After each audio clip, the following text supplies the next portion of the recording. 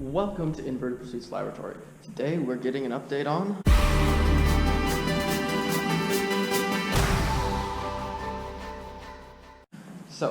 since the last update where we did some disassembly, you can see some things have changed. So looking at it from the front, you'll notice there are no longer headlights, the blinkers are gone, and the mirrors are gone. So the headlights actually had a cover that mounted over them, and then they plugged into a fairly standard 5 3/4 mount in the back. The clip lights or turn signals were here. The light is still there, but the mount is gone, and the mirror mounted right there. It has also been removed. What we're looking to do is to actually integrate the turn signal, the mirror, and our low beam headlights into one unit that will mount further back on the car to give you a better view when looking at or looking through the side, because currently you end up having to look from in here down at where the mirror is at, which is sometimes a very difficult view with the dash on. So our goal is to move it more over here where you can see it more readily when you just turn your head left or right. We've also discussed putting a mirror system up here that would give us angled side views to give a slightly different look to everything. So that would house just the mirrors, turn signals, and low beams. Then we're actually looking at putting high beams back in where the standard headlights would go, so that that would pretty much only be our high beams. The high beams we're also looking at, we've discussed doing ones with halos so that we have running lights as well, and anytime it's cloudy or raining just slightly, we can actually have a running light on that's not just the low beams, or it comes on with the low beams.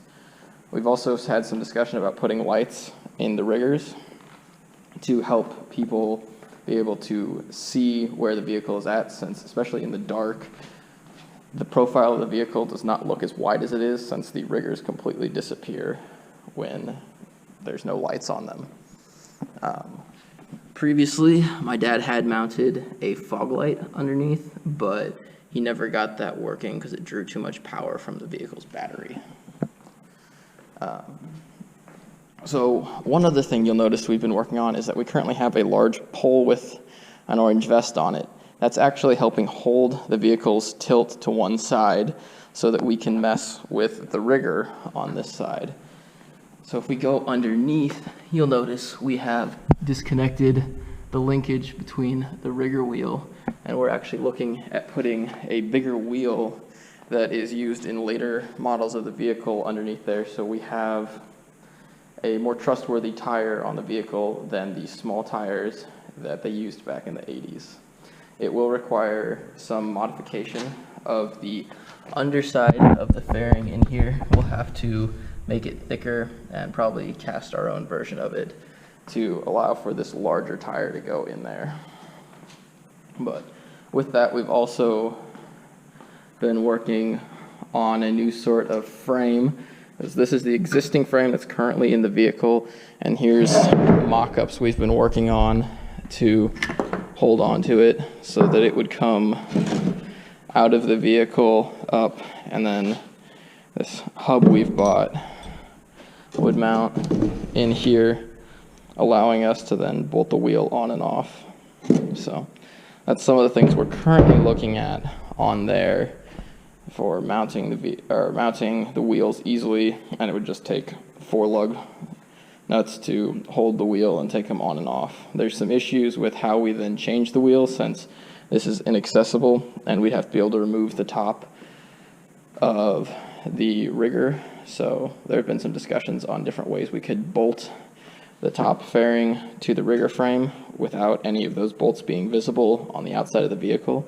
So ways of coming from the underside and bolting into structure that exists, whether we want to try and make a mold of these extra fairing or rigger fairings that we have and cast our own in either resin or fiberglass, so we could, one, increase potentially the side over here so that we can cover more of the wheel and make it potentially look a little better, or at least prototype that idea, as well as adding in different mounting points and different ways to mount the rigger to the vehicle, rather than what they did on this vehicle, which was just to float it in place and then filled the entire inside of the rigger with foam. So one of the last couple things we've been looking at is what I call the rigger reverse. So I've been looking at a way to mount basically a small motor to the rigger wheel to use as our reverse system, rather than running a motor on the sprocket or chain on the rear wheel. There are multiple ways that people have done this, whether they have a gear that engages the chain on the rear, or they just mash a roller into the tire. So I'm looking at actually having a method where a motor would connect to a chain, gear, and into the hub we bought. Because if you notice, the hub is actually one that's meant for the front end of a vehicle. It's actually a drive hub, so it has a drive shaft spline in it. So we could actually drive the riggers forward. One of the things with that is, though, that the riggers currently don't touch the ground at all times. They're only there to keep the balance. So we've been looking at the fact that if we were to actually put active suspension in the front and back of the vehicle, we would actually be able to change the ride height and bring the vehicle from being up in the air to having all the wheels touching. And then the reverse motor on both riggers would pull the vehicle backwards for us. And then when we drive forward, we would have a simple clutch mechanism that would just allow the wheel to free spin. So that's kind of been the current thing we're looking at messing around with on the vehicle. There are some other things we're in the works on, such as finding a replacement for our power plant. So a new motorcycle to go in the back end, and how we would mount that in there. So I've been trying to dig in here and find how the frame connects in, but I've got to take the canopy off, which I just have not gotten around to, and start tearing into how everything mounts in here. So currently we've been looking at similar Honda replacements to the 450 Honda Matic that was in this from the 1980s, using the Honda DCT that they have, which is an automatic transmission that Honda designed. Since this vehicle already has an automatic transmission, it would not require us to redesign the foot pedals set up in there or try to figure out how to mount foot pedals. And on that note, something kind of odd about this vehicle is that the brake is actually on the left foot and the gas is on the right. So being able to stay on the automatic transmission keeps us from having to reroute all of the brake lines in the vehicle, as well as having to remount all of the brake systems. We're already going to need to get some updated braking supplies, but moving mounts inside this vehicle is a lot harder and will require the entire fairing to be removed, which is a task we're currently trying to avoid. It may be unavoidable, but we're trying to avoid it as best we can.